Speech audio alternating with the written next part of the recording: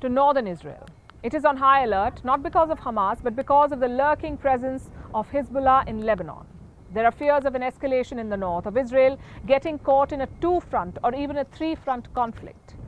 The question on everyone's mind is this: will Hezbollah join the war, especially after today's events? Before this meeting, I had the chance to meet separately with Prime Minister Najib Mikati and also Syed Hassan Nasrallah, the Secretary General of Hezbollah.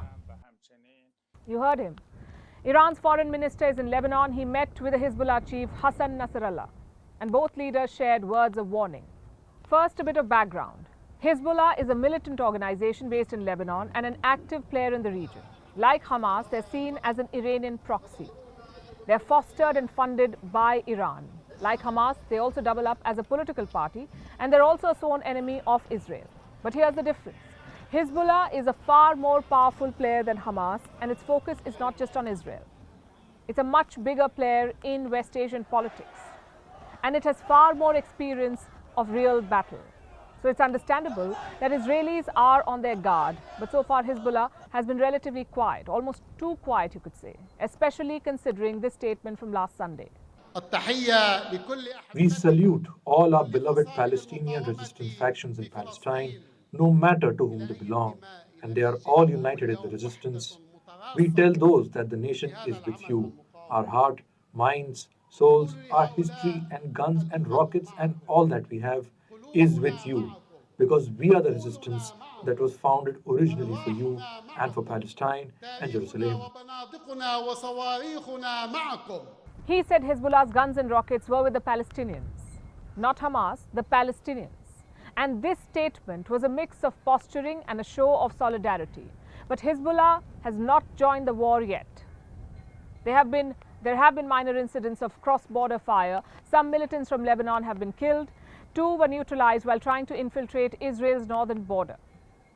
3 members of Hezbollah were killed due to Israeli shelling. Both these incidents took place on Monday. On Tuesday, their funerals took place, rallies and protests were held, again more posturing but no invasion. Instead, there's been a continuation of cross-border shelling, artillery and rocket fire, but no Israeli casualties yet. Now, part of this is, of course, because of the threat of retaliation and memories of the last war. That was in the year 2006. Hezbollah fought Israel in the year 2006, and the casualties were overwhelmingly from Lebanon. More than 1,100 Lebanese people were killed then. What about the Israelis? 55 deaths. So there was a massive power imbalance, and that imbalance still exists. But it has decreased over the years. Back in 2006, Hezbollah had about 15,000 missiles. By 2021, it reportedly had around 130,000, so almost 10 times more. And the types of missiles have evolved as well. Earlier, they reportedly had Soviet-era rockets. Today, they have precision-guided missiles. And this is courtesy their participation in the civil war in Syria. Hezbollah has been fighting alongside Iran and Russia in Syria. They're fighting on behalf of Syrian President Bashar al-Assad. The group has picked up weapons and valuable combat experience in Syria. They're also used to urban warfare.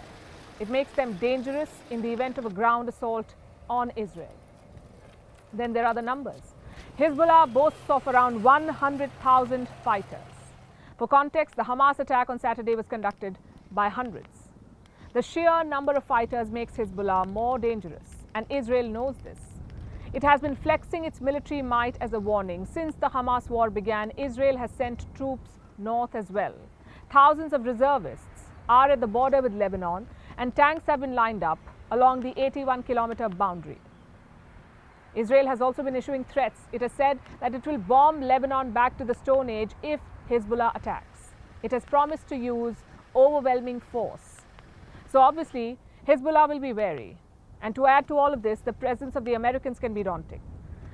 You know, the US has deployed its most advanced aircraft carrier in the region, the USS Gerald Ford. Reports say another carrier is on its way.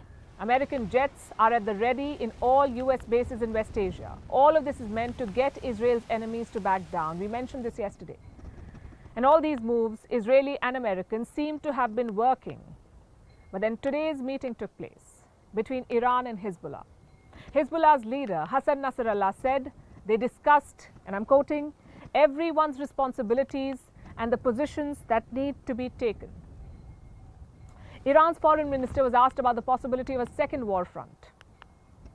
He said, and I quote, "Every possibility and decision by the other currents of the resistance is possible."